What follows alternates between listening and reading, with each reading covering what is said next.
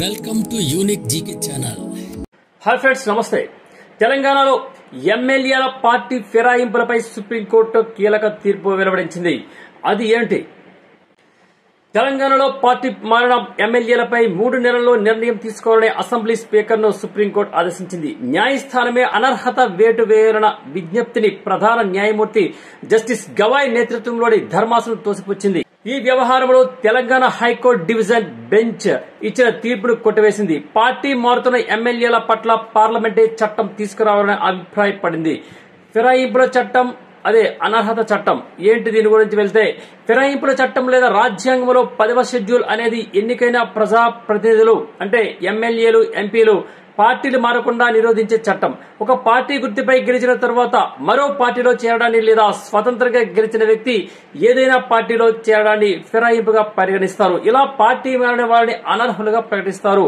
1985లో 52వ రాజ్యాంగ సవరణ చట్టం ద్వారా కేంద్ర ప్రభుత్వం పార్టీ ఫిరాయింపుల నిరోధక చట్టాన్ని 10వ షెడ్యూల్లో చేర్చింది. ఈ చట్టంలోని లోపాలను సవరిస్తూ 2003లో 91వ రాజ్యాంగ సవరణ చట్టం చేసింది. అయినప్పటికీ దేశంలోని అనేక రాష్ట్రాల్లో పార్టీ ఫిరాయింపులు జరుగుతున్నాయి.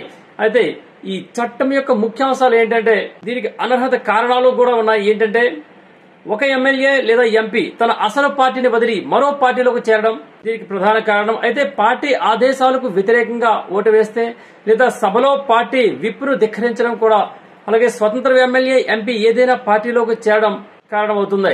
అయితే మినహాయింపులు ఏమిటి? ఒక పార్టీలో 3/200 మంది సభ్యులు కలిసి ఇతర పార్టీలో విలీనమైతే అనర్హత వర్తించదు.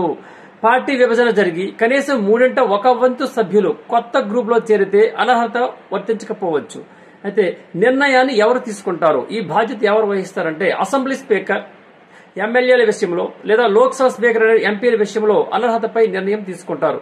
అయితే సుప్రీంకోర్టు లేదా హైకోర్టులో ఈ నిర్ణయాలను కూడా సవాలు చేయవచ్చు.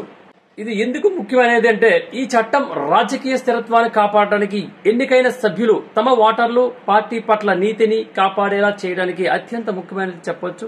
అయితే ఈ చట్టానికి కొన్ని సవాళ్లు కూడా ఉన్నాయి. స్పీకర్ నిర్ణయాలలో ఆలస్యం దీని లక్ష్యాన్ని నీరుగారుస్తోంది. అలాగే కొన్ని సందర్భాల్లో పక్షపాత ఆరోపణలు తలెత్తున్నాయి.